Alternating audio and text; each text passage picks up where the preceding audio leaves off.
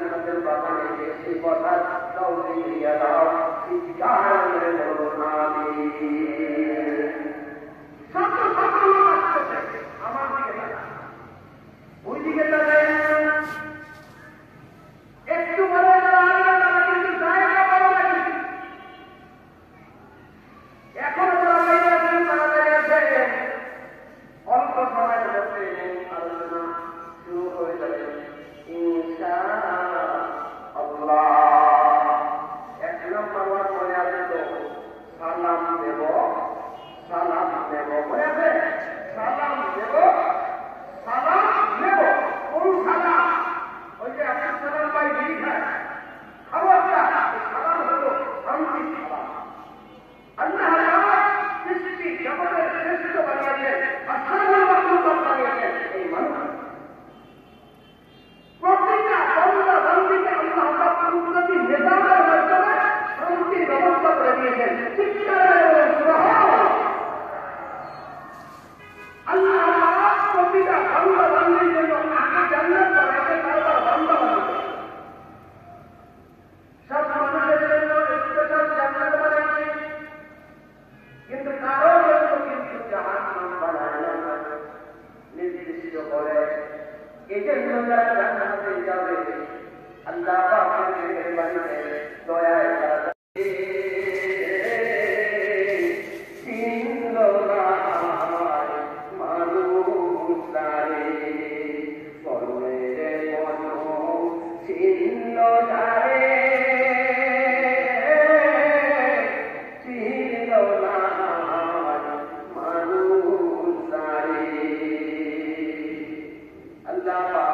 সবাইকে নবীর সুন্নাত আমল কইরা উম্মত হইয়া খাঁটি নবীর সঙ্গে খাঁটি জান্নাতের মেহমান হওয়ার তৌফিক দিয়া দেয়। চিৎকার করে বলুন আমিন।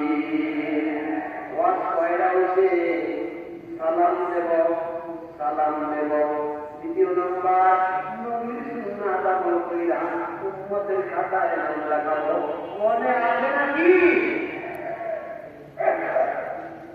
বিরক্ত হয়েছে? একটু পান চান খাওয়ার জন্য সবটাই দেব? হ্যাঁ, লাগবে না? শিশি শিশি ও কিছুই লাগবে না, আলহামদুলিল্লাহ। জ্ঞান বোঝার চেষ্টা করেন, এখন পর্যন্ত কিন্তু শুরু হয় না। ও কিন্তু এখন শুরু হয় না। কেমন মাত্র পদের আগেরটা শেষ হয়ে যায়। যারা যাবেন আমাদের নিয়ে আর তাদের হাফ টাইম যদি আপনার বাড়িতে চলিয়ে যায়, আপনার জন্য শোনা যায় হবে না।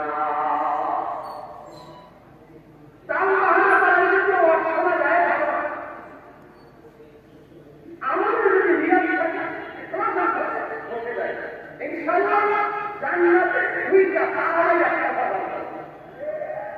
রাজি আছেন? তারা তারা জান্নাত যাবেন, বলি তো আল্লাহু আকবার।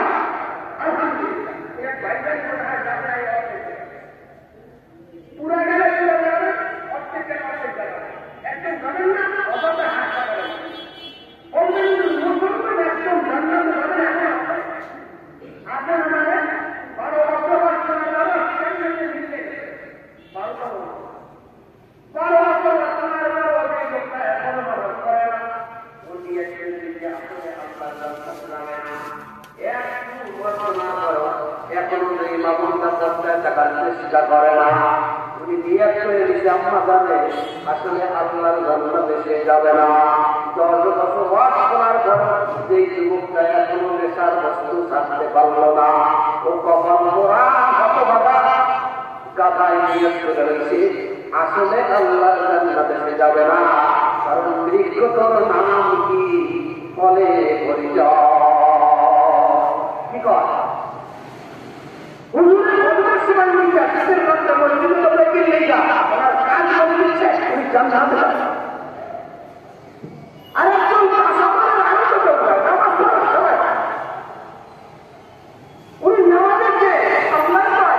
নামাজ সবথেকে উত্তম।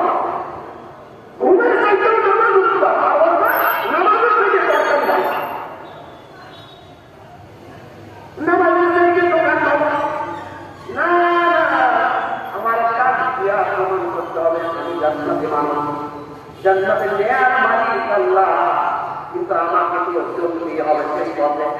আমি যদি এখন বলি সতর্কার যাব, সতর্কার যাব, আর গাড়ি চালাই করার দিকে 16 অক্টোবর সংস্কৃতির কাম সতর্কার সতর্কার সতর্কার সতর্কার।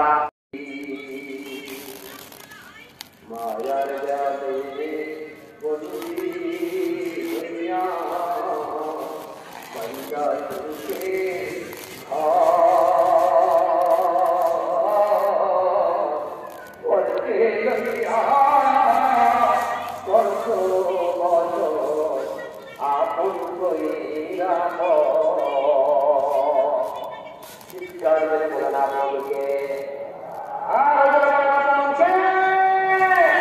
শুধু মাহাবীর সব জায়গায় এরা মাঝখানে বলেন আল্লাহ আমার রব, এই রবি আমার সব, জোরে আল্লাহ আমার রব, এই রবি আমার সব, জোরে আল্লাহ আমার রব, এই রবি আমার সব।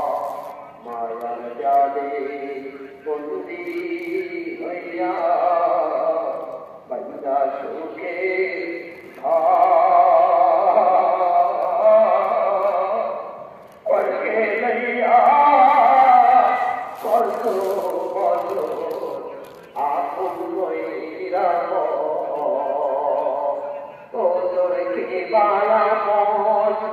অনন্তকাল রে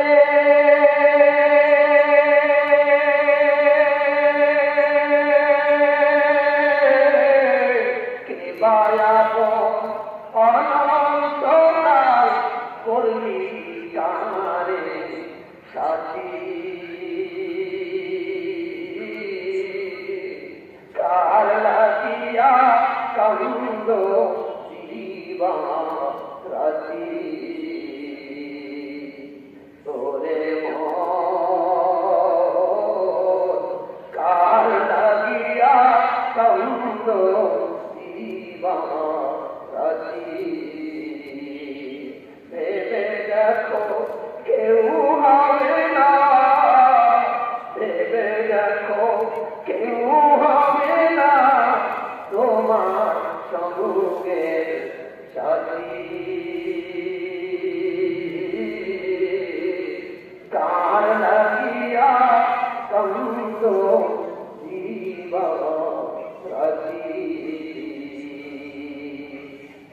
আল্লাহ বক্তা শুনলাম, যা বললাম বক্তা শ্রোতা কমিটি আয়োজক সাহায্যকারী। আসসালামু আলাইকুম, কেমন আছেন সবাই? আশা করছি সবাই খুব ভালো আছেন। আলহামদুলিল্লাহ, আমিও ভালো আছি। রাতে ওয়াজ শুনে অনেক রাত পর্যন্ত ঘরে বসেই বাসায় বসে ওয়াজ শুনলাম, ভালোই লাগলো একদম। 12টা পর্যন্ত, 12টা সাড়ে 12টা পর্যন্ত, তারপরে এই তো সকালবেলা। শুভ সকাল সবাইকে। আর এখন সকালবেলা বানাবো খুব সুন্দর একটা মানে সকালের নাস্তা। তার জন্য গাজর আমি ছিলে নিয়েছি, গাজর সেদ্ধ করব। আর নতুন আলু দিয়েছি লাল লাল, দেখতে পাচ্ছেন। আর দিলাম হলো ফুলকপি। এটা দিয়ে ভেজ পরোটা বানাবো। পরোটাটা খুবই খাস্তা, খুব সুন্দর, খুব মজাদার হবে।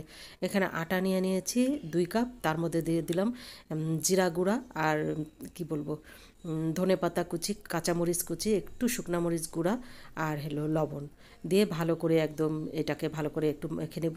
আর ওদিকে ওটা সিদ্ধ হয়ে গেছে, একটু চটকায় রেখে দিলাম আর কি। যে তারপরে এটার মধ্যে দিয়ে দিলাম, দিয়ে খুব ভালো করে মাখাবো। এটা কিন্তু খুবই সুস্বাদু হয়। আর গাজরটা বেশি করে দিয়েছি, এখন তো শীতের সময় গাজর আমার খুবই পছন্দ।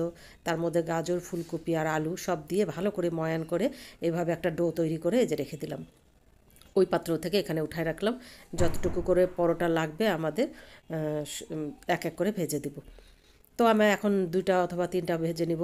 আর এইভাবে রুটিও বানায় খাওয়া যাবে, তাতে আরও ভালো লাগবে। আর গাজরটা একটু মিষ্টি মিষ্টি, তাই এখানে একটু চিনি দেওয়া যেত, কিন্তু আমি দেবো না।